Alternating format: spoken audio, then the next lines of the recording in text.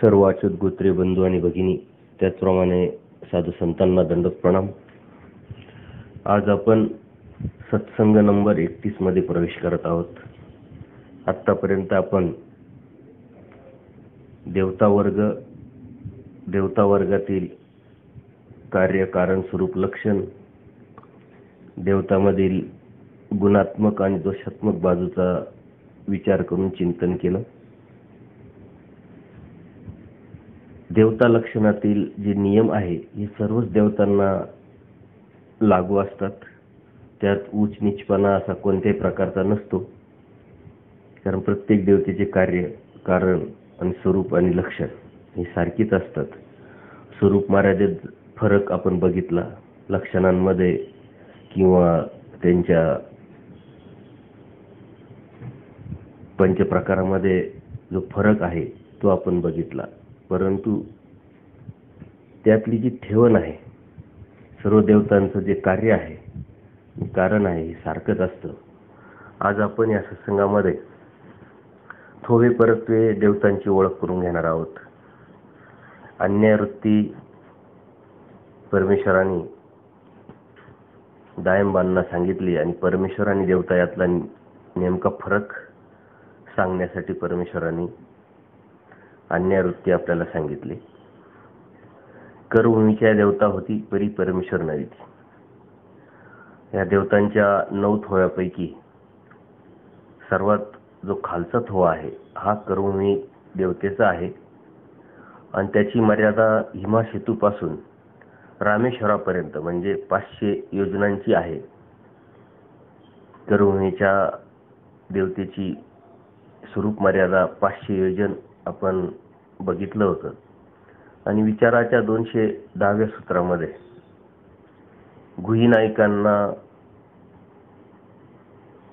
गुहीनायकांच्या अनेक प्रश्नांना उत्तर देताना परमेश्वरांनी कर्मभूमीची व्याख्या सांगितलेली आहे. हिमासेतूमध्ये 5 शेते कर्मभूमी, म्हणजे पूर्व, पश्चिम, दक्षिण, उत्तर अशी ही मर्यादा असते. वर्तुळाकार भूमीला कर्मभूमी म्हणतात. अर्थात या 500 योजनाच्या अनुषंगाने जर आपण घेतलं तर भारतालाच कर्मभूमी म्हटले गेलेले आहे. आणि कर्मभूमी या शब्दाचा अर्थ ज्या ठिकाणी जीवाची कर्मनिष्पत्ती होत असते त्याला कर्मभूमी म्हणतात. आणि कर्मनिष्पत्ती म्हणजे पूर्व प्रारब्धामुळे मिळालेला मनुष्य देहाचा जो प्रस्तुत लेप असतो व त्या लेपीचा सुख आणि दुःखात्मक भोग जो आहे तो निमानला म्हणजे संपला जाऊन नवीन कर्मनिष्पत्ती होते, त्याला कर्मनिष्पत्ती म्हणतात. म्हणजे मागचं जे भोग असतात ते संपत राहतं आणि पुढचे जे संत असंत जे कर्म राहतात ते लागत राहतं. मागचे संपणे आणि पुढचे लागणे याला कर्मनिष्पत्ती असं म्हणतात. आणि ही कर्मनिष्पत्ती फक्त कर्मभूमीमध्येच होत असते आणि मनुष्य देहामध्येच होत असते. आता कर्मभूमीतला जो मनुष्य देह आहे त्याला ही कर्मनिष्पत्ती होत असते.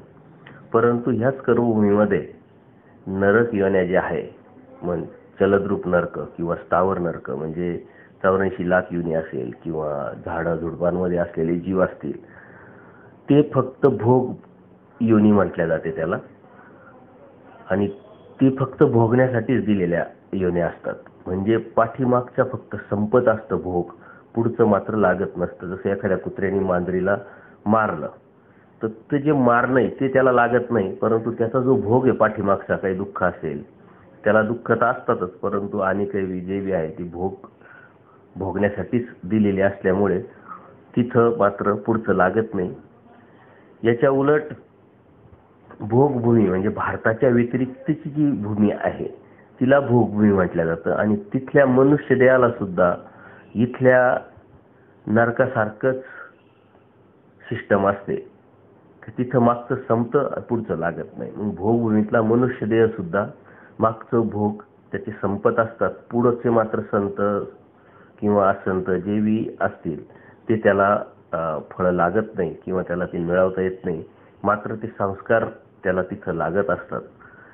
म्हणजे इथला नरकातला जीव आणि भोगभूमीतला मनुष्य देह हा त्या अनुषंगाने जर आपण म्हटलं तर तो सारखाच असतो. कारण इथलं पण या नरक योनीतलं पाठीमागचं संपत असतं, पुढचं लागत नाही, आणि तिथलं पण मागचं संपतं, पुढचं लागत नाही भूभूमीतल्या जीवाचं. त्या अनुषंगाने आपण याचा विचार केला. विचाराच्या 208व्या सूत्रामध्ये परमेश्वर म्हणतात, कर्मभूमी एक करता एक निमे, एक निपजे स्वर्गी नरकी असे तेची निमे. कर्मभूमीत खाटकाच्या घरी जर मनुष्य जन्म मिळून हिंसा व मांस भक्षण करणे हा प्रारब्ध कर्माचा भोग आहे. म्हणजे एखाद्या जीवाचा खाटीक या जातीवाचक मनुष्य देहामध्ये जर त्याचा जन्म झाला तर त्याला मनुष्य जन्म भेटलाय. म्हणजे पूर्वकर्माचं त्याचा मनुष्य देहाचा लेप असल्यामुळे त्याला मनुष्य देह जन्म भेटलाय, परंतु त्याला ते ज्ञान किंवा जाणीव नसल्यामुळे तो दररोजच हिंसा करतोय. त्यातून त्याला पुढे जाऊन नरक भेटणार आहे. त्याने अगोदरच्या कर्माने भेटलेला जो मनुष्य जन्माचा जो लेप आहे तो संपला, परंतु हिंसेच्या व मांस भक्षणाच्या त्याच कर्मामुळे असंत कर्माची नवीन निष्पत्ती ही त्याची दररोजच होत असते, आणि त्या निष्पत्तीमुळे पुन्हा नरक योनीत तो प्राप्तीला जातो किंवा जाऊ शकतो, दुःखात जाऊ शकतो. म्हणजे मनुष्य देह मिळून त्याचा काही उपयोग झाला नाही, परंतु कळत न कळत त्यांनी मनुष्य देहाचे जे कर्म असतात, लेप असतो, तो त्यांनी जोडला, त्यातून त्याला मनुष्य देह भेटला. त्याचं ते मनुष्य देह भेटण्याचं जे कर्म आहे ते त्याला संपलं, परंतु त्यांनी कर्मात मनुष्य जन्मात आल्यानंतर जे कर्म करतो त्या कर्मानुसार परत त्याला नरक योनीत जावं लागतं. म्हणजे त्या मनुष्य लेपात येऊन त्याचा काही उपयोग नाही झाला, या अर्थाने आपण हे घेतलं पाहिजे. तर कर्मभूमीच्या बाहेरील सर्वच भूमीला भोगभूमी म्हणतात. म्हणजे भारताव्यतिरिक्त जी भूमी आहे तिला भोगभूमी असं म्हणतात. आणि ती भोगभूमी सुखरूप असेल तर स्वर्ग समान आहे, किंवा दुःखरूप जर असेल तर नरक समानच असते. त्या ठिकाणी मात्र प्रारब्ध कर्माचा नुसता भोग भोगणे व संपवणे एवढेच कार्य होत असते. त्यामुळे नवीन कर्माची निष्पत्ती तेथे होत नाही. ती होत नसल्या कारणामुळे तिथे देवतेची किंवा परमेश्वर प्राप्तीची सुरुवातच होत नाही.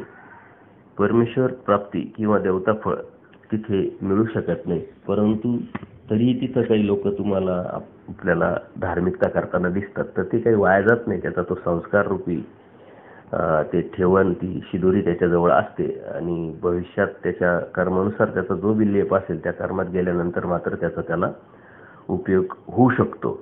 आपण ह्या अनुषंगाने जर घेतलं, तिथं जायचं आणि आपण काही करायचं, लागतच नाही लेप, तर मग काय फरक पडतो असं जर विचार केला तर तो चुकीचा होईल. कारण संस्कार रूपाने तो बीज रूप आपल्या मध्ये असतं, आणि ते वेळ येईल प्रसंग अनुरूप त्याला पोषक वातावरण भेटल्यानंतर ते संस्कार आपोआपच काम करत असतात.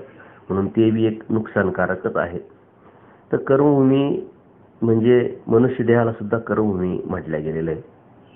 तर ते कोणत्या अर्थाने, तर मनुष्य देहालाही कर्मभूमी म्हटल्या गेलेले कोणत्या अर्थाने, तर कर्मभूमी म्हणजे पूर्णतः युक्त देह. पूर्णतः युक्त देह म्हणजे प्रत्येक देवतेचं पिंडस्था असणं शरीरात. आपण मागच्या वेळेस बघितलं की कोणत्या ठिकाणी कोणत्या देवतेच्या पिंडस्था असतात. म्हणजे सर्व देवतांच्या पिंडस्था त्या देहात असणे, आणि सर्व देवतांच्या ज्या देहात पिंडस्था आहे त्यावरून त्यास युक्त देह असं म्हणतात. आणि त्यालाच कर्माचा लाभ सुद्धा उठवता येतो. कर्मभूमीच्या बाहेरील देहात कर्मभूमीची पिंडस्था नसते, म्हणजे अप्रत्यक्षरित्या तो देह युक्त नसतो. म्हणजे भारताव्यतिरिक्त बाहेरील जे जगातला जे मनुष्य देह ते युक्त नसल्यामुळे त्यांना परमेश्वराच्या ज्ञानाचा आणि प्रेमाचा लाभ उठवता येत नाही, किंवा त्याला संत फळे प्राप्त करता येत नाही. कारण तिथं कर्मभूमीची जी पिंडस्था असते ती नसते. इथं एखाद्या शरीराचा जर भाग काही नसेल तर ते पण शरीर युक्त म्हणता येत नाही. त्यामुळे मागील सर्व कर्म संपते, पण केलेल्या कर्मामुळे पुढील कर्म जोडल्या जात नाही. जिथं जोडणं नाही तिथं परमेश्वराचे ज्ञान किंवा आचार परमेश्वराला मिळवणं, किंवा देवताच्या फळांच्या बाबतीत सुद्धा हाच नियम लागू पडून कोणत्याही प्रकारचं त्याला सुखफळ प्राप्त करता येत नाही. तर युक्त ह्या अर्थाने कर्मभूमी मनुष्य देहाला सुद्धा म्हटलं गेलेलं आहे. कारण कर्मभूमीमधील जो मनुष्य देह असतो तो सर्व पिंडस्थांनी, देवतेच्या पिंडस्थांनी जर युक्त असेल तर त्यात सर्वच त्याला जर मिळवता येत आहे, तर कर्मभूमीमध्ये सुद्धा त्याला जीवाला सर्व मिळवता येतं. मागचं संपतं, पुढचं लागतं. तसंच युक्त देहामध्ये सुद्धा त्याला मागचं संपवता येतं आणि पुढचं मिळवता येतं. ह्या अर्थाने मनुष्य देहाला सुद्धा कर्मभूमी म्हटले गेलेले आहे. तर ह्या कर्मभूमीमध्ये 13 कोटी देवता आहे आणि ह्या थव्यामध्ये, या कर्मभूमीमध्ये स्त्री आणि पुरुष अशा देवता आहे, समान असतात त्या. तर त्याच्यातल्या ज्या मुख्य देवतेंची नावे जी आहे, फुली, मैराळी, हा हा, हु हु, ह्या कर्मभूमीतील 4 प्रमुख देवता आहेत. आता कर्मभूमीची जी मर्यादा आहे ती 500 योजने असल्या कारणाने कर्मभूमीत सर्व देवतांची मर्यादा पण 500 योजनेच येईल. ही मर्यादा अनादीची असल्या कारणाने ती 500 योजनेच होती व 500 योजनेच राहणार. हे मागच्या वेळेस आपण बघितलं. तर 13 कोटी ज्या देवता आहे कर्मभूमीच्या, त्या सर्व 13 कोटी देवतेची स्वरूप मर्यादा ही 500 योजना आहे. त्याच्यात जरी मुख्य देवता असेल, काही अनुषंगिक असेल, काही पुरुष देवता असतील, काही स्त्री देवता असतील, जरी असेल तर ते वर्गीकरण असून सुद्धा स्वरूप मर्यादेच्या बाबतीत मात्र त्या 13 कोटी सर्वच्या सर्व देवता समान आहेत. त्या देवतांच्या अव्यक्त स्वरूपातून विभागलेल्या ज्या ओळगणी असतात किंवा ब्रह्मांडस्थ असतात, पिंडस्थ असतात किंवा विग्रह असतात, यांना नेहमी या स्वरूपावरीच राहावे लागते. ती त्यांना ओलांडून जाता येत नाही. या थव्यातील स्वरूपाचा वर्ण काळा आहे. आता ओळगणी म्हणजे देवता विभागातून ओळगणी ही एक शक्ती असते आणि ती दैवराटीसाठी काम करते आणि परमेश्वराच्या अधीन राहून ह्या सर्व ओळगणी माया म्हणतात. सर्व देवतांच्या ज्या ओळगणी शक्ती आहे ती दैवराटीसाठी काम करतात, त्याला ओळगणी म्हणतात. ब्रह्मांडस्थ म्हणजे अव्यक्त स्वरूपातून व्यक्त होणं, जे व्यक्त होतात देवता, त्याला ब्रह्मांडस्थ म्हणतात. पिंडस्थ म्हणजे आपल्या शरीरात पिंडस्थ रूपाने ज्या देवता असतात त्याला पिंडस्थ, आणि देवतेच्या अवताराला विग्रह म्हणतात. तर त्या कर्मभूमीच्या ज्या देवता आहे त्याच्यातून निघालेली जी ओळगणी असेल किंवा ब्रह्मांडस्थ असेल किंवा पिंडस्थ असेल किंवा विग्रह असेल, या सर्वच जे प्रकार त्या देवता आहेत त्यांना सुद्धा 500 योजनाच्या बाहेर जाता येत नाही किंवा त्याची स्वरूप मर्यादा ही 500 योजनच असते. आपण जर भारतातून कुठं अमेरिकेत फिरायला जाण्यासाठी निघालो तर ती जी कर्मभूमीची पिंडस्थ जी असते त्या स्वरूप मर्यादेपर्यंतच आपल्यापर्यंत येते. ती ज्यावेळेस आपण तिकडं जातो ती पिंडस्था निघते बाहेर, तिथंच असते. आपण तिकडून आल्यानंतर परत ती पिंडस्था आपल्याला चिकटते आणि आपण परत भारतात येऊ शकतो. तर आपण गेल्यानंतर ती पिंडस्था मात्र आपल्याबरोबर येत नाही. बिगर पिंडस्थेचाच तो देह किंवा अयुक्त देह घेऊन आपण भारताच्या बाहेर जाऊ शकतो. पूर्ण युक्त होऊन आपण जाऊ शकत नाही आणि त्या अनुषंगाने आपण तिथं केलेले काही कर्म असतील तर ते आपल्याला लागत नाही. आपल्या अव्यक्त स्वरूपापासून ब्रह्मशास्त्राच्या रूपाने अवतरलेल्या कर्मभूमीच्या ज्या देवता असतात त्या देवतांचं राहण्याचं ठिकाण असतं. त्या कुठेही पाण्यात राहतात, विहिरीत राहतात, पडक्या राजवाड्यात निवास करून राहतात. त्या स्त्री पुरुषांच्या सारख्या जोड्या असून जरी स्त्री पुरुषांच्या सारख्या जोड्या जरी असल्या त्या, तर ते विषय जे भोग जे आहे ते हावभावची उपभोगतात. हावभाव करून फक्त हसणं, चेष्टा, मस्करी यातूनच ते विषयाचा उपभोग घेतात. प्रत्यक्ष उपभोग विषयाचा ते घेत नाही. अशा ह्या कर्मभूमीच्या देवतेच्या अनुषंगाने आपण बघितलं आणि त्यांचा वर्ण काळा आहे आणि प्रत्येक देवतेचा वर्ण वेगळा असल्यामुळं त्या वर्णाच्या अनुषंगानेच ते देवतेकडून भोगवत असतात किंवा भोगून घेत असतात.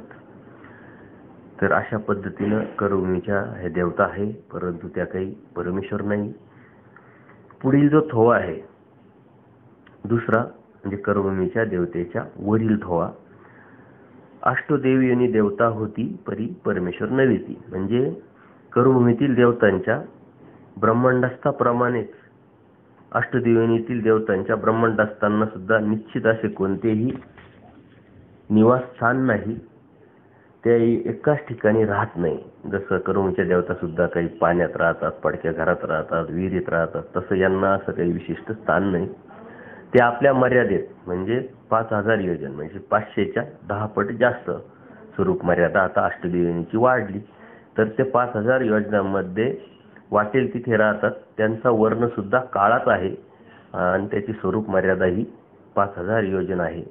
याच्यातील मुख्य देवता 8 आहेत म्हणून अष्टदेवनी म्हणतात.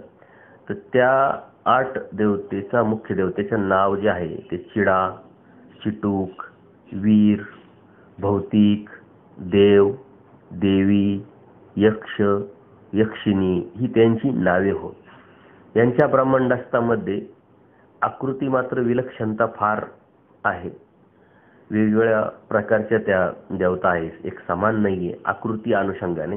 जसं आपल्या माणसांमध्ये सुद्धा कसा फरक असतो, हिंदी लोक, मराठी लोक, निग्रो लोक, चिनी लोक माणसंच आहे, परंतु ते चिनी असेल तर थोडंसं वेगळं नाक, चपटं, बुटकं, गोरट्याला थोडंसं अशा पद्धतीचं, किंवा निग्रो असतील तर थोडेसे काळसर केस त्यांचे, कुरळे, आणि महाराष्ट्रीयन माणसाचं असं वेगळं मनुष्यच आहे, परंतु त्याच्यामध्ये थोडासा फरक. तसं ह्या देवतेमध्ये सुद्धा थोडासा अल्पसा असा विलक्षणता किंवा फरक असतो, परंतु त्यांच्या आकारात मात्र शारीरिक, मानसिक आणि बौद्धिक फरक मात्र काहीच नसतो. तसेच घोडा, गाढव, शेळ्या या एकाच पशु जातीतील जरी असले तरी त्यांच्यात जसा बदल आहे त्याप्रमाणेच या अष्टदेवनी देवतांमध्ये आकार विलक्षणता दिसून येते. जसं माणसांचं, जसं प्राण्यांचं, तशा पद्धतीने याच्यामध्ये फक्त फरक असतो. तिसरा जो थोवा आहे, अंतराळीचे गंधर्व देवता होती पर परमेश्वर नावी ती. आता करभूमीच्या देवता सर्वात खालच्या, त्याच्यावरती अष्टदेवनी आल्या आणि त्याच्यावरती अंतराळीच्या देवता आल्या. आता करभूमीच्या देवतांपेक्षा त्याची स्वरूप मर्यादा 10 पटीने अष्टदेवनीची वाढली. आता अष्टदेवनीपेक्षा 10 पटीनं अंतराळीच्या गंधर्व देवतेची स्वरूप मर्यादा वाढेल, म्हणजे 10 पटीनं 5000च्या 10 पट अशा अनुषंगाने, म्हणजे 50,000 योजन ह्या अंतराळ गंधर्व देवतेची स्वरूप मर्यादा होईल. आणि ही स्वरूप मर्यादा सुरुवात कुठून होईल? करभूमीच्या या केंद्रापासून. म्हणजे अंतराळीच्या देवता ह्या गंधर्व नामक देवता होय. यात 13 कोटी देवता असून चित्र, विचित्र, चित्रांगण, गणपती, माधव, सरस्वती या देवता त्यातील मुख्य देवता आहेत. आणि यांची स्वरूप मर्यादा आहे 50,000 योजन. यांचा वर्ण सुद्धा काळाच आहे, त्यांना कुठेही स्थान नाही. मात्र या विमानाप्रमाणे किंवा घोड्याप्रमाणे त्या अंतराळात असल्याने आपल्या देवतांचे स्वरूप सामर्थ्याद्वारे त्या तरंगतात. याचा अर्थ त्यांचे स्थान हे अंतराळच आहे. आताच गणपती होऊन गेले, तर अनेक लोकांना गणपती कोणती देवता आहे हे माहीत नाही, परंतु आपल्याला परमेश्वराच्या तत्वानुसार ती ओळखता येते की अंतराळात गणपती ही अंतराळाची देवता आहे आणि त्या अंतराळातच राहतात. त्यांची स्वरूप मर्यादा ही 50,000 योजन आहे आणि अंतराळीच्या देवतेची संख्या आहे 13 कोटी. त्यावर अंतराळीच्या देवतेच्या वरची जी देवता आहे, स्वर्गीची इंद्रचंद्राधिक देवता होती पर परमेश्वर नावी ती. म्हणजे आता 10 पटीने आणखीन त्यांचं स्वरूप मर्यादा वाढेल. याची स्वरूप मर्यादा ही 5 लाख योजन. याची एकूण संख्या 33 कोटी. सर्वसामान्य जनतेमध्ये ही स्वर्गीच्या देवतांचीच संख्या माहीत आहे. आपल्या धर्मामध्ये किंवा अनेक लोकांमध्ये देवतांची संख्या विचारली तर 33 कोटी सांगतात. फक्त आपल्यालाच माहिती देवतांची संख्या 81 कोटी 1,15,10 आहे. आणि ह्या 33 कोटी ह्या स्वर्गीच्या देवता आहेत, तेच जनमानसामध्ये पसरलं असल्यामुळे त्या अज्ञानापोटी देवतांची संख्या 33 कोटी सांगतात. परंतु त्या स्वर्गाच्या देवता आहे. आणि आपल्या धर्माव्यतिरिक्त जे बी धर्म आहे, दुसरे कोणतेही घ्या, आपले हिंदू धर्मातले संप्रदाय असो किंवा मुस्लिम धर्म असो, ख्रिश्चन असो, शीख असो, त्यांची चाल किंवा त्यांचं सुख किंवा त्यांचं शेवटचं स्थान हे स्वर्गच असतं. पण स्वर्ग ही फक्त 4थी स्टेप आहे. त्याच्यानंतरही 5 स्टेप आहे, हे फक्त आपल्याला माहिती आहे. तर स्वर्गाच्या देवतेची सुद्धा पुण्यावर संपलं का त्या जन्ममृत्यूच्या फेऱ्यात ढकलून देतात. हे आपल्याला माहीत असल्यामुळे आपण परमेश्वराची भक्ती करतो आणि हे आपलं अवभाग्य आहे. ह्या देवतांमधील मुख्य देवता ज्या आहे त्या इंद्र, चंद्र, सूर्य या होय. यांचा वर्ण सुद्धा काळाच आहे. याचे वस्तिस्थान स्वर्ग आहे.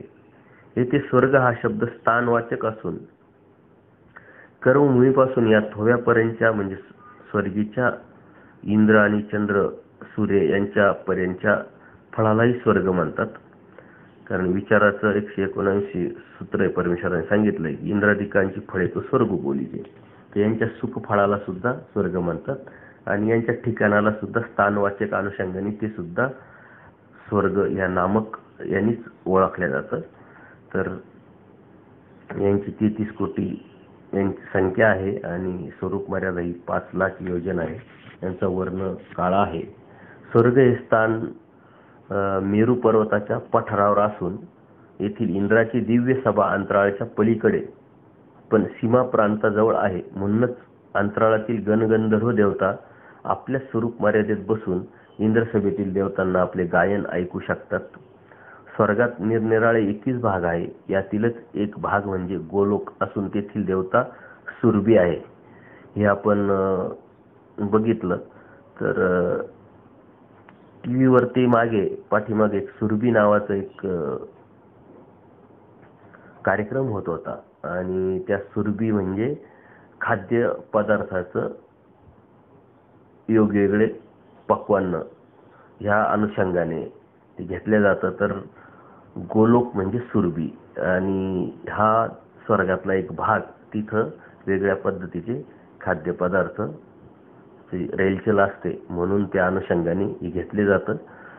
आणि ह्या स्वर्गामध्ये इंद्राची जी सभा असते त्या सभेला मात्र पलीकडल्या प्रांतातील म्हणजे अंतराळातल्या प्रांतातील असलेल्या गणगंधर्व देवता आपल्या स्वरूप मर्यादेत राहून म्हणजे पलीकडच त्यांच्या तिथं राहून इंद्रदेवतेच्या सभेतील देवतांना आपले गायन ऐकू शकतात किंवा ऐकवतात.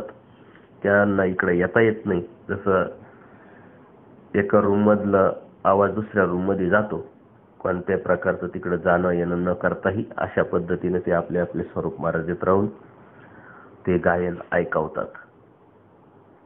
त्यावरील 5वी जी थवा आहे कैलास वैकुंठीचे हरिहर ब्रह्मादिक देवता होती परी परमेश्वर नव्हे ती. आता प्रत्येक देवतेची स्वरूप मर्यादा आपण थोवे पर्वते जरी बघत असलो तरी त्या थोव्यातील प्रत्येक देवतेची स्वरूप मर्यादा ही तेवढीच असते. यात मुख्य अनुषंगिक जरी असले तरी त्याच्या स्वरूप मर्यादेत किंवा पंचप्रकारात काही फरक पडत नाही किंवा देवतेच्या लक्षणामध्ये जे आपण आजपर्यंत अभ्यासले त्यामध्ये सुद्धा या देवतांच्या थोवे पर्वतीत फरक पडत नाही. लक्षात आपण घ्यायचंय.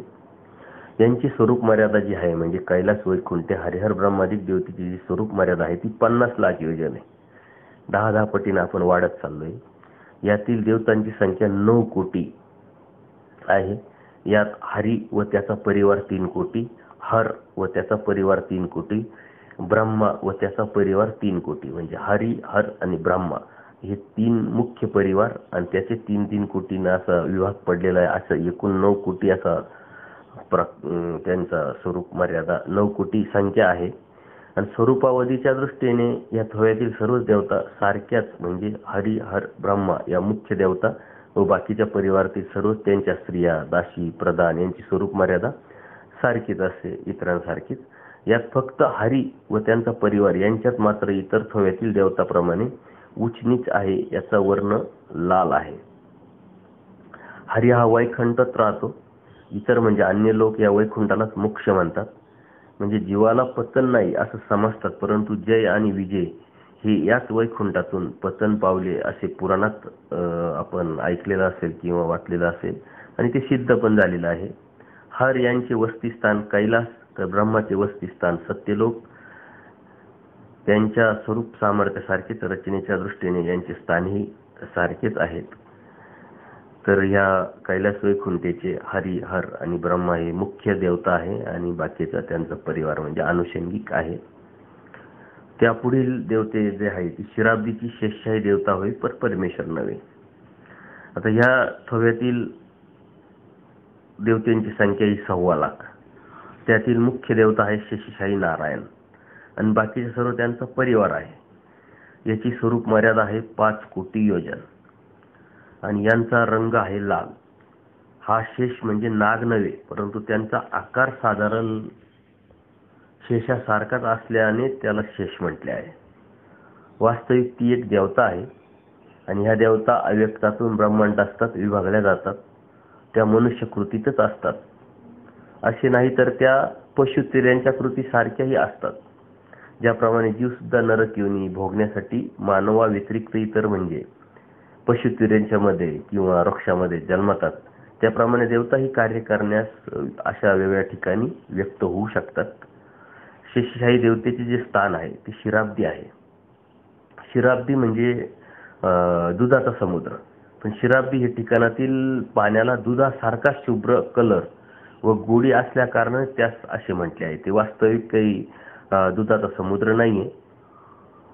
ते ठिकाण आहे, त्या ठिकाण दुधाच्या कलर प्रमाणे तिथलं पाणी किंवा त्यातलं टेस्ट किंवा चव आहे, म्हणून त्याला शिराब्दी असं म्हटलं आहे. वास्तविक ते ठिकाण ही भूमीच आहे, एक ठिकाणच आहे, स्थानच आहे. याच शेषशायाला दुसरे नाव ब्रह्म हे पण आहे, कारण ते ब्रह्मासारखाच अविक्रिय आहे. त्यास लवकर विकार उत्पन्न होत नसल्या कारणाने या शेषशायाला सुद्धा ब्रह्म म्हटलं जातं. म्हणून आपण अन्यवृत्ती जर बघितलं तर ब्रह्म कोणते कोणते किती किती प्रकार आहे हे आपण बघितलं तर आपल्या लक्षात येईल. वेगवेगळे ब्रह्म किंवा वेगळे विष्णू आपल्याला दिसतील. अन्य लोक म्हणतात की हा विष्णूचा अवतार आहे. जर त्यांना विचारलं तर कोणत्या विष्णूचा अवतार, तर त्यांना ते सांगता येत नाही, कारण विष्णू हे 3 आहेत वेगवेगळ्या ठिकाणचे. त्याच्या पुढील जो थोवा आहे तो अष्टभैरव देवता होती, पर परमेश्वर नव्हते. यात फक्त देवतांची जी संख्या आहे ती 8च आहे. त्यांची स्वरूप मर्यादा 50 कोटी योजन आहेत आणि इतरांप्रमाणे यांच्यात उच्च नीच भाव नसून त्या सारख्याच प्रकारच्या आहेत. या उच्च नीच भावामध्ये हा थोवा जो आहे हा थोडा अपवादात्मक आहे. म्हणून कारण 8ही देवता त्या सारख्याच आहे.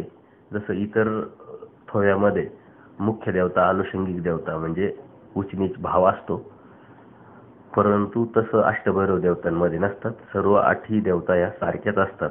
याच्यातील जे नाव आहे अष्टभैरवांचे ते कराळी, विकराळी, उमापती, पशुपती, सदाशिव, ब्रह्मा, विष्णू, महेश म्हणजेच महादेव असे 8 नाव आहे.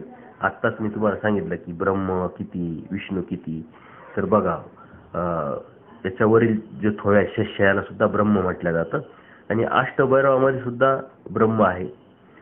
या अष्टभैरवात सुद्धा विष्णू आहे आणि पुढील याच्यामध्ये सुद्धा विष्णू येणार आहे. तर असे विष्णू वेगवेगळे प्रकार आहे, परंतु फक्त आपल्याला हे माहित आहे तर किती विष्णू आणि किती ब्रह्म आहे. या देवतांमध्ये स्त्रिया देवतांचा जो प्रकार तो नसतो. यात नावावरूनच स्त्री वाटत असल्या तरी त्या तशा नाहीत. यांना मात्र कोणत्याच देवतेचा परिवार नाही. यांच्या स्वरूपाचा जो वर्ण आहे तो पांढरा आहे. यांना निश्चित असे स्थान नाही. रचून ठेवलेल्या घरात वा मंदिरात त्या राहत नाही. त्या जास्त चंचल असल्या कारणाने एका ठिकाणी त्यांचं काही वास्तव्य नसतं. याच्या सर्वांच्या ठिकाणी अहंकार मात्र खूप असतो. यांच्यामध्ये सर्वात एकमत कधीच होत नाही आणि यदा कदाचित ते जर एकत्र आले व नेमके त्याच वेळी परमेश्वराचे उद्धरण कार्य चालू नसले तर ते सृष्टीचा सहार व संसरण सुद्धा करू शकतात. परंतु असं कधी होत नाही, कारण परमेश्वराचं उद्धरण कार्य सतत चालू असतं. उद्धरणाव्यतिरिक्त सृष्टी नसते. परंतु जर तर किंवा यदा कदाचित असा हा भाग इथं आपल्याला दिलेला आहे फक्त माहिती रूपाने, की जर हे सर्व एकत्र आले आणि उद्धरण कार्य परमेश्वराचं त्या सृष्टीमध्ये जर नसेल ते संहार किंवा संसरण सुद्धा करू शकतात. परंतु तसं एकत्र येण्याचं अजिबात ती शक्यता नसते. फक्त ते एकत्र आले तर तेवढी शक्ती त्यांच्यामध्ये एकत्र येऊ शकते किंवा होऊ शकते आणि त्या शक्तीद्वारे ते संसरण सहाराची फक्त व्याप्तता किंवा संसरण सहारापर्यंत ती शक्ती पोहोचू शकते. या अनुषंगाने इथं आपल्याला घ्यायचंय किंवा समजून घ्यायचंय. अर्थात हे कधी एकत्र येत नाही, कारण माया देवता त्यांना कधी एकत्र येऊ देत नाही आणि तसा प्रसंग तसा निर्माण कधी होऊ शकत नाही. परंतु असे कधीच होऊ शकत नाही, कारण त्यांच्यात एकमत होणं शक्यच नसतं. व दुसरे महत्वाचे कारण म्हणजे परमेश्वराचे उद्धरण कार्य कधीच बंद नसतं. यांच्यातील सामर्थ्य सारखेच असल्या कारणाने ते एकमेकाला कमी लेखत असतात. यात अष्टभैरवाच्या अव्यक्त स्वरूपात 5 भूते 3 गुण यांची समृद्धी असते. म्हणजे 5 भूते कोणते, तर पृथ्वी, जल, वायू, अग्नी, आकाश आणि 3 गुणे सत, रज, तम. तर आपला जो प्रपंच आहे तो अव्यक्त स्वरूपी ह्या अष्टभैरवाच्याच ठिकाणी असतो आणि हे आपण समजून घ्यायचे. आणि व्यक्त स्वरूपी मायेच्या अधीन हा प्रपंच असतो. तर अव्यक्त स्वरूपी पृथ्वी म्हणजे ह्या अनुषंगाने जर आपण घेतलं तर कराळीच्या ठिकाणी पृथ्वी असते, विकराळीच्या ठिकाणी जल असतो किंवा उमापतीच्या ठिकाणी वायू असतो, पशुपतीच्या ठिकाणी पुढील अग्नी असतो आणि सदाशिवच्या ठिकाणी आकाश असतं आणि 3 गुण ब्रह्मा विष्णू महेशच्या ठिकाणी अनुक्रमे असतं. आणि हे अव्यक्त स्वरूपी प्रपंचाचे ठिकाण किंवा प्रपंच अव्यक्त स्वरूपात या अष्टभैरवाच्या सामर्थ्याने किंवा आधाराने राहतो हे लक्षात घ्यायचंय. त्याच्या पुढील देवता जे आहे विश्वरूप देवता होय पर परमेश्वर नाही. यात विश्व नामाची एकच देवता येते, त्यामुळे त्यास थवा गट म्हणण्याचं काही कारण नाही. पण ही देवता नेहमी स्थिर राहते. हिची स्वरूप मर्यादा जी आहे ती 500 कोटी योजन असून तिच्या ब्रह्मांडस्थेचा जो आकार आहे 56 कोटी योजनाचा आहे. आणि आपण आता हे 56 कोटी हे शब्द तुम्ही ऐकल्यानंतर तुमच्या लक्षात येत का कधीतरी ते ऐकलेलं असेल की 56 कोटी ब्रह्मांड, व्यक्त ब्रह्मांड, अव्यक्त ब्रह्मांड. तर या विश्वाच्या अनुषंगानेच विश्वाची जी मूर्ती हीच ब्रह्मांडाचा आकार आहे आणि विश्वाची जी मूर्ती आहे ती तर 500 कोटी योजनाची आहे. परंतु त्या ब्रह्मांडस्थाचा जो आकार आहे 56 कोटी योजनाचा आहे व्यक्त ब्रह्मांड. म्हणून आपलं जे ब्रह्मांड आहे ते सुद्धा 56 कोटीच पकडल्या जातं. विश्वाची व्यक्त ब्रह्मांड असतात कासवाच्या आकाराची आहे. यात खालील देवतेचे अव्यक्त स्वरूप व्यक्त ब्रह्मांड असतात. जीव, पृथ्वी हे सर्व सामावलेले आहे. म्हणून विश्वाची ब्रह्मांड असतात नेहमी स्थिर राहते. कारण वरील सर्व यात सामावलेले असल्या कारणाने ही देवता चलद्रूप झाली तर वरील देवतांची सुखफळे भोगत असलेल्या जीवांना सुखापासून वेगळे व्हावे लागेल किंवा असा प्रसंग येऊ नये म्हणून ही देवता सतत स्थिर राहते. तिचा वर्ण पिवळा असतो. अशा अनेक विश्वदेवता या सृष्टीत आहेत. तीच अनंत ब्रह्मांड होय. म्हणजे एक ब्रह्मांड म्हणजे विश्वदेवता. तिच्या आकारानुसारच हे विश्व असतं किंवा जग असतं, वर्ल्ड असतं. आणि हे जो तिचा जो आकार आहे आपण जो बघितला की कासवाच्या प्रमाणे, तर तुम्ही अन्य मंदिरात कधीतरी गेले असतील तर तिचं ते कासवाचं एक स्टॅच्यू किंवा पुतळा किंवा ते मंदिराच्या समोर दिलेला असतो. तर त्या अनुषंगानेच ते त्यांनी विश्व या अनुषंगाने त्या आकाराने ते घेतलेलं असावं. त्याची पण अन्य लोक पूजा अर्चा करतात. विश्व म्हणजे व्यापक हा अर्थाने यांना चौथे ब्रह्म सुद्धा म्हटले, म्हणजे ब्रह्म सुद्धा म्हटले गेलेले आहे. आता आपण बघितलं की कैलास वैकुंठीच्या याच्यामध्ये सुद्धा किंवा अष्टभैरवामध्ये सुद्धा ब्रह्म आहे ना. आता हे परत विश्वाच्या देवतेला सुद्धा ब्रह्म म्हटले गेलेले आहे. तर असे 3 ब्रह्म येतात. इतरांना मात्र फक्त ब्रह्म विष्णू महेश यातलाच ब्रह्म माहीत आहे. आपल्याला मात्र यातलं हे ज्ञान असल्या कारणाने किंवा परमेश्वर कृपेने आपल्याला हे समजतं की ब्रह्म किती, विष्णू किती. कारण जीव देवता प्रपंचाच्या ब्रह्मांडाला विश्वाची ब्रह्मांडस्था व्यापून असते. सर्वांना व्यापून ईश्वर स्वरूपाला पहिले ब्रह्म म्हणतात. दुसरे मायेला व्यापणारे सुत ब्रह्म, तिसरे ब्रह्मांडांना व्यापून असलेली माया आणि चौथे एका ब्रह्मांडाला व्यापून असलेले व्यक्ताव्यक्त विश्वाचे स्वरूप, असे 4 ब्रह्म साहित्यामध्ये येतात. तर प्रत्येकाला एक एक व्यापून असतो. सर्वांना व्यापून असलेला परमेश्वर ते बी एक ब्रह्मच आहे. जसं स्वामी श्री चक्रधरांनी गोविंदप्रभू बाबांच्या बाबतीत ब्रह्म हा शब्द वापरलेला आहे. तर ते ह्या अनुषंगाने का सर्वांना व्यापून असलेला जो ईश्वर आहे, जो परमेश्वर आहे, ते एक ब्रह्म आहे. म्हणजे ब्रह्म म्हणजे सर्वात उंच भाग, त्याच्या पलीकडं कोणीच नाही, अशा अनुषंगाने ब्रह्म शब्दाचा अर्थ घेतला जातो. आता सर्व देवतेला सुद्धा माया देवता व्यापून असल्यामुळे तिला बी सतब्रह्म म्हटलं जातं. आणि सर्व ब्रह्मांडांना व्यापून असलेली जी माया आहे, चौथे ब्रह्मांडाला व्यापून असलेलं जे व्यक्ताचं जे विश्वाचं स्वरूप आहे, विश्वदेवता सर्वांनाच व्यापून आहे. त्या अनुषंगाने तिला सुद्धा ब्रह्म म्हटलं जातं. आता सर्वात शेवटचा जो थोवा आहे आणि सर्वात जो उंच जो थोवा आहे तो चैतन्य देवता होय, परमेश्वर नव्हे. चैतन्य देवता म्हणजे माया देवता. याला 5 नाव आहे: चैतन्य, माया, विधेय, पराशक्ती. म्हणजे विचाराचं पहिलं सूत्र जर आपण घेतलं तर या चैतन्य मायापासूनच, चैतन्य मायाच्या नावापासूनच हिची सुरुवात होत असते. चैतन्य देवतेलाच माया पण म्हणतात. तोमी विभागात निद्रिस्ताप्रमाणे पडून असलेल्या जीवांना ती चेतवते, चेतन करते, म्हणून तिला चैतन्य पण म्हणतात.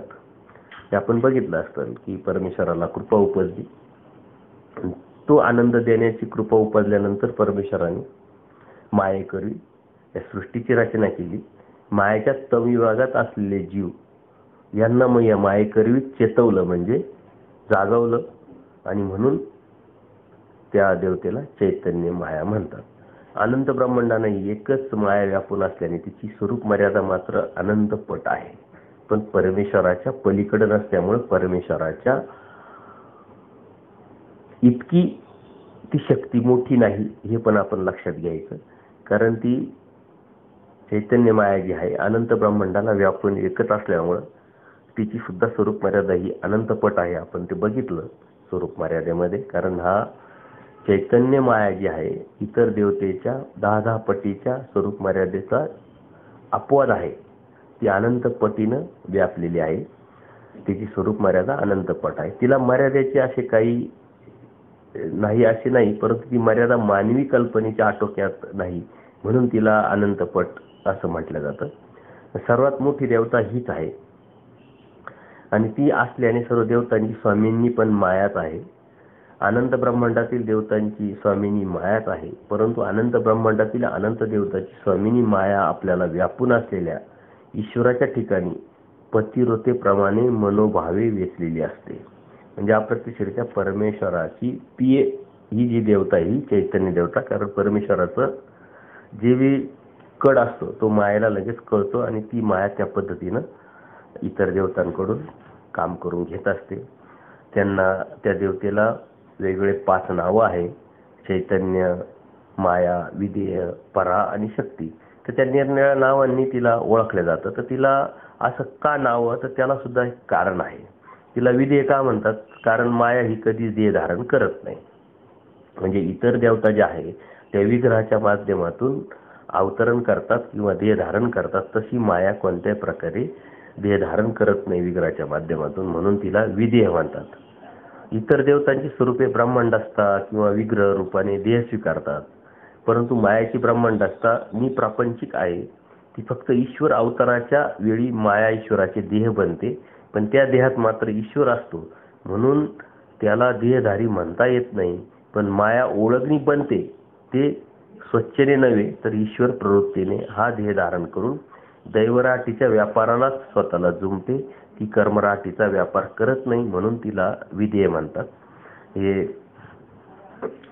ती देहधारी होते, परंतु परमेश्वर एक तर मायापूर जे आहे त्या अनुषंगाने, परंतु त्यात ती स्वतः नसल्यामुळं त्या मायापुराला तिचा कोणत्या प्रकारचा संबंध येत नाही किंवा अर्थ राहत नाही, म्हणून तो तिचा देह म्हणल्या जात नाही. किंवा ओळखणी माया आपण जे म्हणतो तर ते सुद्धा ती स्वच्छेने होत नाही. तर फक्त परमेश्वराच्या दैवराटीतील व्यापाराकरताच परमेश्वराच्याच प्रवृत्तीने ती ते देह धारण करत असते. त्याच्यामुळं तिला ते देह घेतला असं होत नाही, म्हणून तिला विधेय म्हणतात. तर परा हा शब्द कशामुळे तिला म्हणतात? तर ही माया सर्व देवतांच्या पलीकडे असते. म्हणजे सर्वात उच्च देवता जी आहे या अनुषंगाने तिला परा म्हणतात, म्हणजे सर्वांच्या पलीकडे. सर्वात उच्च देवता माया असल्याने तिला परा पण म्हटले गेले आहे. पर म्हणजे परमेश्वर, त्याने तिचा अंगीकार केलेला असल्यामुळे ही ती परा असे म्हटले गेलेले आहे. ती ईश्वराची सामर्थ्य बनलेली असल्यामुळे ईश्वराप्रमाणे ती देखील पर म्हणजे श्रेष्ठच आहे. अवतारात ईश्वर मायेला स्वतःचा देह म्हणून परमेश्वर ते स्वीकारतात. त्या माया शरीराला घातलेले निर्हेतुक भजन ईश्वरच स्वीकारतो, माया नव्हे. यावरून परमेश्वर मायेला आपलीच मानतो. या व अशा अनेक गोष्टींनी ही माया श्रेष्ठ आहे, म्हणून ती परा आहे, म्हणजे पलीकडची आहे. आणि त्या करवीच आपल्याला परमेश्वराची प्राप्ती म्हणजे साधन रूप जर आपण विचार केला तर मायापूर अहेतुक मायापूर भजन प्रेमाप्रती साधन तर त्या मायेमध्ये असलेल्या परमेश्वराचं अहेतुक भजन आपल्याकडून घडलं तर आपल्याला प्रेम देतात. तर त्या मायेकरवी आपल्याला आतील परमेश्वराला भजन घडू शकतं, म्हणून तिला परा म्हणतात. आणि त्या मायेच्या देहाला परमेश्वर स्वीकारतात, म्हणूनही परा म्हणतात श्रेष्ठ वाचक या अनुषंगाने. याचा अर्थ ती काय परमेश्वर होत नाही किंवा परमेश्वराच्या पलीकडची होत नाही, फक्त ते शब्दवाचक आपण ती गोष्ट घ्यायची, सर्व देवतांच्या पलीकडची श्रेष्ठ स्वरूपातली. आणि परमेश्वर त्या श्रेष्ठ शक्तीलाच अनुषंगिक करून सर्व ब्रह्मांडाचा सर्व व्यापार पण चालवतात. या अनुषंगाने पण त्या मायेला परा म्हणतात. तर शक्ती ही ईश्वराची आदिशक्ती असल्याने मायेला शक्ती असेही नाव आहे. तसे बघितले तर सर्व देवतांना परमेश्वराची शक्तीच म्हटलेली आहे, परंतु माया ही सर्व देवतांच्या श्रेष्ठ देवता आदी म्हणजे मुख्य देवता आहे. परमेश्वराच्या अनेक कार्य तीच करते. जीवाला आद्यमळ लावून सूक्ष्म प्रपंचाची रचनाही तीच करते. ईश्वर अवतार घेतात तेव्हा त्यांचे शरीर ही तीच बनते. ती ईश्वराचे सगळे व्यापार करणारी असल्यामुळे तिला माया म्हणजे ईश्वरीचे प्रथम करण असे म्हटले जाते.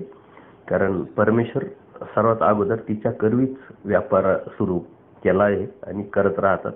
तिच्याच अनुषंगाने हे सर्व करत असल्यामुळे तिला माया म्हणजे शक्ती रूप म्हटलं गेलेलं आहे. माया म्हणजे शक्ती. या मायेचे अव्यक्त स्वरूप जे हरित वर्णाचे आहे व यातच लहानसा तम प्रदेश आहे आणि तिलाच मनोमाया असेही म्हणतात. इतक्या मोठ्या मायेत तो विभाग हा परमाणू एवढा किंवा आपल्या शरीरावरती छोटासा तिळाप्रमाणे आहे. म्हणजे त्या मायेचं स्वरूप किती मोठं असेल याचा आपण विचार करा की आपल्या शरीरावरती शरीर एवढं मोठं असतं, तिळ एकदम अगदी छोटा असतो, तसं कितीतरी मोठी ती माया आहे. आणि त्याच्यात त्या तिळाप्रमाणे तमविभाग, त्याच तमविभागामध्ये अनंत जीव ज्यांची स्वरूप मर्यादा आहे 100 ब्रह्मांडा इतकी, अशा अनंत जीव असतात अव्यक्ती स्वरूपी.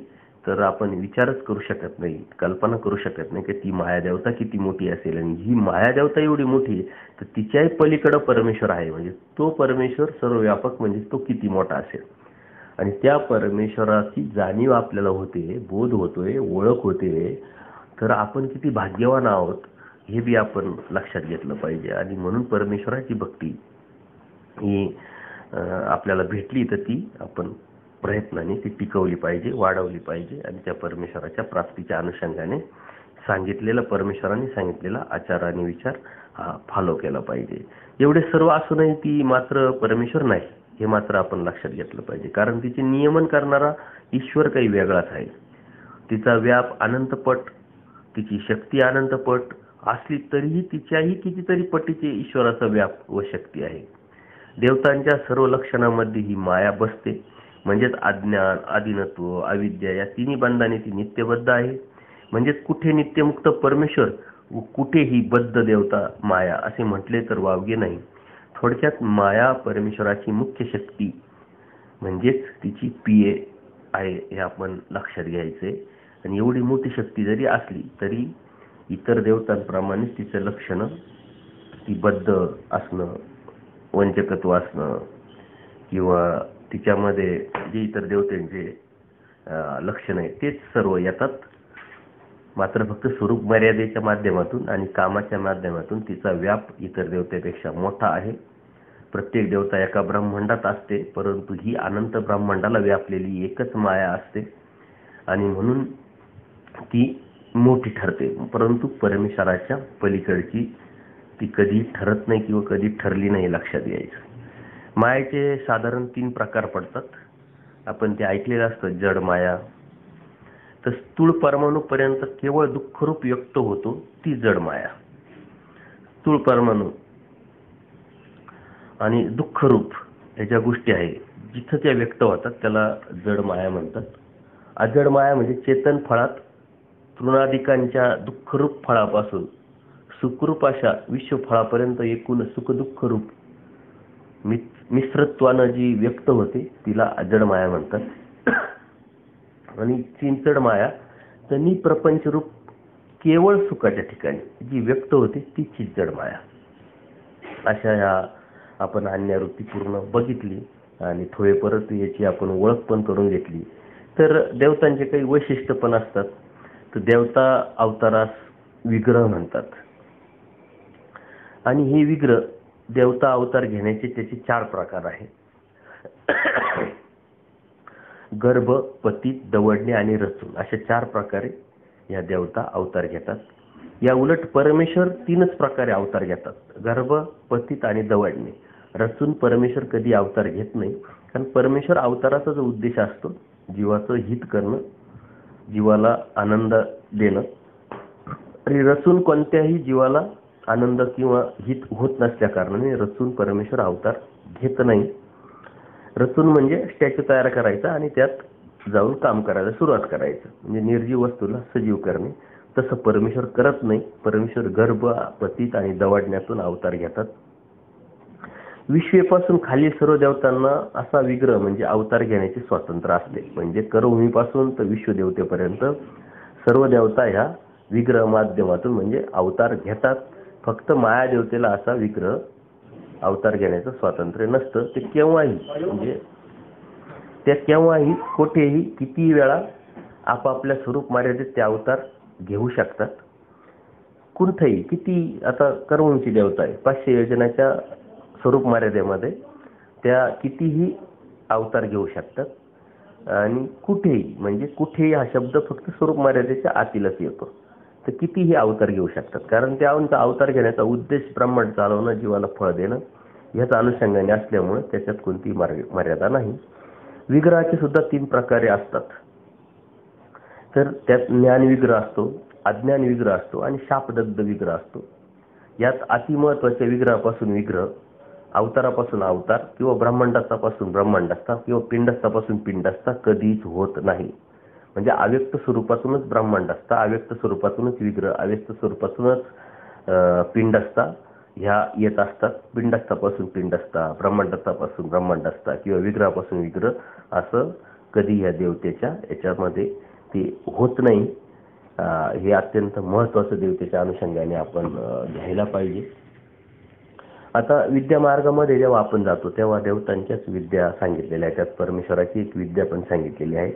तर ती एक विद्या जी असते ती परमेश्वराची म्हणजे ब्रह्मविद्या. त्या ब्रह्मविद्येतूनच परमेश्वराची प्राप्ती, परमेश्वराचा आनंद किंवा मोक्ष प्राप्ती होऊ शकते. आता त्याच्यात 2 विद्या ज्या आहे तर त्या वरच्या ज्या आहे, वरच्यापासून आता जी अन्यवृत्ती आहे ती वरचीपासून म्हणजे करभूमीपासून तर वरपर्यंत चैतन्य देवतेपर्यंत जातो. तर चैतन्य देवतेपासून खाली जर आपण आलो तर तशा पद्धतीने 2 विद्या, 8 विद्या अशा पद्धतीने आपण तो क्रम लावून आपण ती गोष्ट समजून घेऊ शकतो. तो 2 विद्या त्या कोणत्या असतात, त्या चैतन्य देवतेची आणि विश्वरूप देवतेची. त्या विद्याला शांभव विद्या म्हणतात. त्याच्या खालच्या ज्या 8 देवता आहे, अष्टभैरव, अष्टभैरवाच्या विद्या त्याला शाक्तीय देवता म्हणतात. किंवा कराळीला नाद, विक्राळी बिंदू, उमापती कळा, पशुपती ज्योती, सदाशिव लो, ब्रह्म अवस्था, विष्णू आनंदू, महादेव आवेशू अशा ह्या 8 भैरवांच्या त्यांच्या विद्यांना वेगवेगळे नाव पण आहे. परंतु सर्व अनुषंगाने त्यांना शाक्तीय विद्या असे म्हणतात. तर 1.25 लाख ज्या 9 करोड देवता किंवा विद्या आहे तर त्या 1.25 लाख ज्या देवता आहे म्हणजे क्षीराब्दी शेषशाही ह्या ज्या देवता आहेत त्याला 1.25 लाख देवता. तर त्यांच्या याला सुद्धा विद्येला नाव आहे. तर क्षीराब्दी आणि शेषशाही नारायण जे आहे ते वेदवंती विद्या, सत्य कैलास वैकुंठ जे आहे ब्रह्म त्याला शांकरी विद्या, आणि महादेव शांभवी आणि विष्णू शुद्ध अशा पद्धतीने त्या विद्यांचे नाव आहे. आणि 72 करोड विद्या ज्या आहेत त्या स्वर्ग, अंतराळ, अष्टदेव, करभूमी यांना अन्नव अशा विद्यांचं नाव आहे.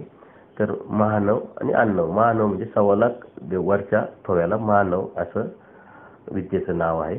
तर हे तुम्ही ऐकलेलं असेल, फक्त माहिती म्हणून मी तुम्हाला सांगतो. शांभव, शाक्ते, महानव, अन्नव तर या देवतेच्या विद्येचे नाव आहे. आणि विद्या नाव म्हणजे शांभव विद्या म्हणजे चैतन्य विश्वरूप देवता, त्याला सामवेद म्हणतात. जसं आपण वेदाचे प्रकार आपण ऐकलेले असतील, सामवेद, अथर्ववेद, ऋग्वेद, यजुर्वेद. तर शांभव विद्या म्हणजे सामवेद, ती चैतन्य आणि विश्वदेवतेच्या मायेचं. शाक्ते म्हणजे अष्टभैरव, त्याला अथर्ववेद म्हणतात. महानव म्हणजे क्षीराब्दी, शेषशाही नारायण, सत्य कैलास वैकुंठ, हरी, हर, ब्रह्मा याला ऋग्वेद म्हणतात. आणि अन्नव जी विद्या आहे ती स्वर्गाची, अंतराळ, अष्टदेवीनी व कर्मभूमीच्या, त्याला यजुर्वेद म्हणतात. तर साधक ज्या ज्या देवतांची भक्ती करतात त्या त्या त्यांच्या विद्यांची प्राप्ती किंवा ते सुख फळ त्या त्या साधकास प्राप्त होतात. परंतु जरी त्यांना ते प्राप्त झालं त्या त्या देवतेच्या माध्यमातून, पण पुण्यवश संपला की त्या त्या देवता त्या साधकास परजन्मवृत्तीच्या फेऱ्यात ढकलून देतात. त्याच्यामुळे त्यांचं सुख फळ घेऊनही काय उपयोग नाही, त्यांची भक्ती करूनही काय उपयोग नाही. आणि त्यांची भक्ती करून त्यांचं जे सुखफळ आहे ते मिळवणं पण सोपं नाही. उलट देवतेचे जे सुखफळ आहे ते परमेश्वराच्या माध्यमातूनच या जीवांना मिळत असतं.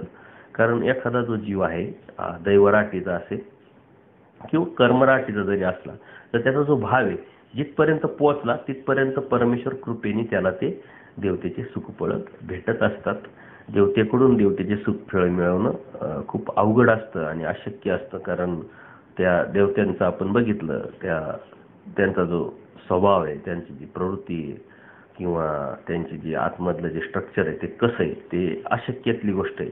देवतांची भक्ती करणारे देवतांना, भूतांची भक्ती करणारे भूतांना, पितरांची भक्ती करणारे पितरांना परमेश्वर सांगतात की आणि माझी भक्ती करणारे फक्त मलाच येऊन मिळतात. हे भगवद्गीतेमध्ये 9व्या अध्यायात 16व्या श्लोकात अत्यंत सुंदर असं परमेश्वरांनी सांगितलेलं आहे. आणि त्या देवतेची प्राप्ती झाल्यानंतर त्यांचा पुण्य संपला का त्याच देवतात ह्या जीवाला परत जन्मवृत्तीच्या फेऱ्यात परत ढकलून देतात. म्हणजे परत जन्मवृत्तीच्या फेऱ्यात त्या जीवाला यावंच लागतं. म्हणून परमेश्वर म्हणतात या देवतेची भक्ती करून काय उपयोग नाही. जर अनन्य भावे मला शरण आला तर माझी भक्ती करणाऱ्याला ह्या जन्मवृत्तीच्या फेऱ्यात मात्र मी परत कधीही ढकलू देत नाही किंवा त्याला यावं लागत नाही. यासाठी फक्त अनन्य भावे परमेश्वराची भक्ती करणं आणि त्या भक्तीसाठी परमेश्वर कोण आहे याची जाणीव, याची ओळख समजून घेणं आणि त्या समजून घेण्यातूनच परमेश्वराच्या भक्तीला लागणं हे आपल्या जीवाचं मूळ कर्तव्य आहे. आणि प्रत्येक जीवाची कोणती ना कोणती देवता ही अभिमानी देवता असते. देवतेच्या 4 मुक्ती पण असतात आणि माया देवतेच्या अनुषंगाने आपण अधिक स्पष्टीकरण पुढील काही सत्संगामध्ये करणार आहोत. परंतु देवतेचा हा जो भाग आहे, देवतेचा जो विभाग आहे किंवा देवतेचे सत्संग आहे, आपण ऐकणं, समजून घेणं, त्याच्यावर चिंतन करणं आणि त्या चिंतनातून त्या देवतेच्या मनातून आपल्या मनातून त्या देवता पूर्णपणे काढून टाकणं म्हणजे फ्लश करणं, विसरणं हा ह्या पाठीमागचा उद्देश आहे. तसं देवता वर्ग हा खूप मोठा आहे, परंतु आपल्याला त्यांचं कार्यकारण स्वरूप लक्षणाच्या माध्यमातून आपल्याला ते फक्त समजून घ्यायचं. आणि ते समजून का घ्यायचंय तर त्या देवतेच्या अनुषंगाने आपल्याला तुटायचंय. त्या देवतेच्या पलीकडचा जो परमेश्वर आहे त्याच्या भक्तीत आपल्याला उतरायचंय, त्याच्या प्राप्तीला आपल्याला जायचंय, त्याला आपल्याला प्राप्त करून घ्यायचंय. म्हणून हा थोवा आपल्याला ओलांडायचा आहे. या थोव्याच्या पलीकडे जायचं असल्यामुळं हा प्रवास आपला या देवतेच्या ठिकाणी न थांबता किंवा न थांबल्या जाता आपण परमेश्वर प्राप्तीला जाणं याचा पाठीमागचा उद्देश आहे. कारण कितीतरी दैवराटीचे लोक आहे मला प्रश्न विचारतात की आजच मला एकाने प्रश्न केला की परमेश्वराचं जे अवतार कार्य आहे, परमेश्वर समर्थ आहे, ते अवतार घेतात, त्या अवतारातून जीवाचं भलं हित होण्यासाठीच घेतात. परंतु त्यांच्या आईवडिलांनी, ते माहेरचे आजी आजोबा असतील किंवा इकडचे असतील आईवडील, तर त्यांनी नवस केला आणि त्या देवतेला नवस केल्यामुळं परमेश्वर जन्माला आले आणि त्या देवतेचं नाव त्यांना दिले. तर त्यांच्या आईवडिलांनी देवतेला नवस केला आणि त्या देवतेने त्यांना बाळरूपाने फळ जर दिलं तर ह्या देवता फळ देतात, मग आपण परमेश्वराची का भक्ती करावी. तर हे अन्यथा ज्ञानामुळं आपण या अशा गोष्टीमध्ये भ्रमवू शकतो.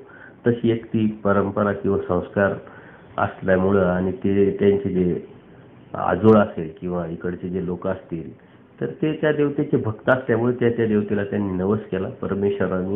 परमेश्वराच्या देवता या शक्ती असल्यामुळे त्या देवतेच्या शक्तीचा परमेश्वराला स्वतःला अभिमान असतो आपल्या शक्तीचा. त्यामुळे देवतेचं सुद्धा काही पूर्णत्वास न्यायचं असेल तर ते परमेश्वरच करत असतात.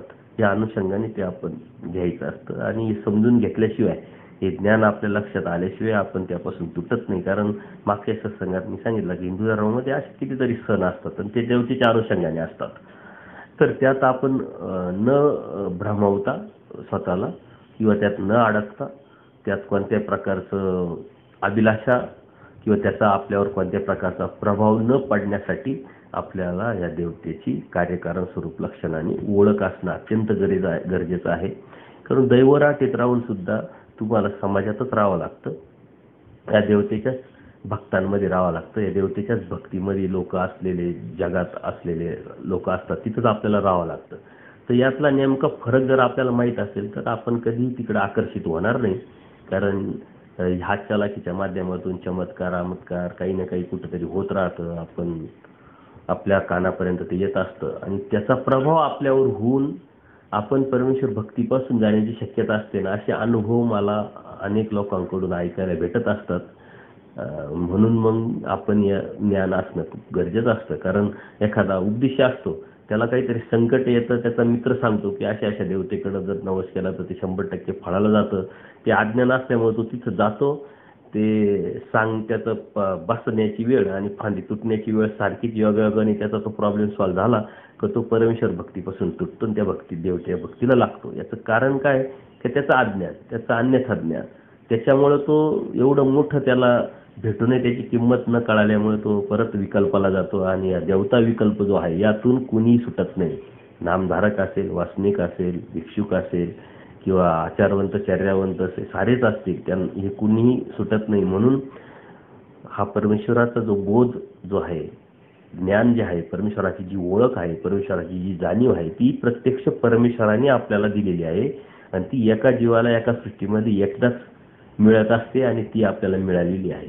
परंतु जर त्यात अज्ञान जर असेल, ती जाण्याची शक्यता आहे, जर ती गेली तर ही जी संधी आहे ही दुसऱ्या सृष्टीमध्ये आपल्याला मिळेल आणि सृष्टी अतिदीर्घ म्हणजे किती लाखो कोटी वर्षानंतर मिळेल याची अजिबात गॅरंटी नाही. म्हणून आज जे मिळालंय ते आपण सांभाळणं, ते आपण वाढवणं, त्या वाढवण्यातून परमेश्वर प्राप्ती करून घेणं हे आपलं प्रथम कर्तव्य आहे. परंतु ते इतकं सोपं नाही, परंतु समजून जर घेतलं ज्ञानाने तर ते अवघड पण नाही. म्हणून समजून घेणं म्हणजे ज्ञानाने ती गोष्ट लक्षात आणणे, ती जाणीव आपल्या मनामध्ये, हृदयामध्ये पूर्णपणे पक्की करणे हे आपलं प्रथम कर्तव्य आहे. प्रत्येकाचे जो नामधारक असेल त्यांनी दररोज स्मरण चिंतन करणं, त्यातून पुढची स्टेप त्यांनी चिकित्सक वृत्तीने प्रश्न विचारणं, चर्चा करणं, वाचनाच्या माध्यमातून, गुरुच्या माध्यमातून, कोणाशी चर्चेच्या माध्यमातून ज्ञान मिळवणं आणि तो जो समजून उमजून घेतोय, ज्ञान मिळवतोय, त्यांनी परमेश्वर प्राप्तीच्या अनुषंगाने वासनिक अवस्थेत जाणं आणि वासनिकांनी दीक्षित अवस्थेत म्हणजे अनुसरल्या पुरुषाच्या अवस्थेत जाणं ही आपली प्रगतीपर आणि प्रगतीपर स्टेप आहे. ती स्टेप सुरुवात अन्य माणसापासून होते. तो अन्य माणूसच नामधारक होतो, नामधारकच उपदेशी होतो, उपदेशीच वासनिक होतो, वासनिकच हा दीक्षित, तो दीक्षितच अनुसरलेला पुरुष होतो आणि तो अनुसरलेला पुरुषच परमेश्वराला प्राप्त करू शकतो. तर ह्या स्टेप आपल्याला जायचं आहे प्रगतीनं, तर आपल्याला या सर्व ज्ञानाच्या अनुषंगाने या गोष्टी लक्षात घेऊनच आपल्याला त्या कराव्या लागतील. अन्यथा हे इतकं सोपं नाहीये, परंतु परमेश्वराच्या कृपेनं आणि आपल्या प्रयत्नाने आपल्याला ते सोपं झालेलं आहे. परंतु ते टिकवणं मात्र हा जीवाचा कड आहे, तो आपण टिकवण्याचा नक्की प्रयत्न करा.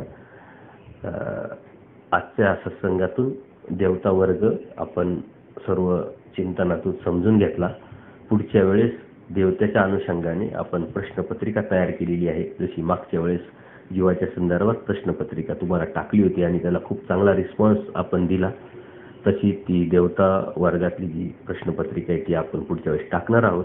परंतु ती नवरात्रानंतर. आता नवरात्र येत आहे, प्रत्येकाने भरपूर स्मरण करा. पहाटेचं स्मरण अत्यंत महत्त्वाचं असतं. परमेश्वराला प्राप्त करण्यासाठी नामाचीच गरज असते आणि ते नाम स्मरणातूनच आपल्याला ते नामे वेद, नामे बोध, नामे साह्य आणि नामे प्राप्ती या नामातूनच आपल्याला सर्व काही भेटतं. परंतु ते ज्ञान असल्याशिवाय ते नाम पण आपण योग्य पद्धतीने घेऊ शकत नाही. त्याच्यासाठी ज्ञानाची आवश्यकता आहे. ज्ञानाशिवाय नामाची काही महत्त्व नाही. ज्ञान असेल तर नामाला महत्त्व आहे, नाम असेल तरीही ज्ञानाला महत्त्व. असे एकामेकावरती ते अवलंबून गोष्टी आहे. तर तुम्हाला नवरात्राच्या खूप खूप शुभेच्छा. धन्यवाद. दंडवत प्रणाम.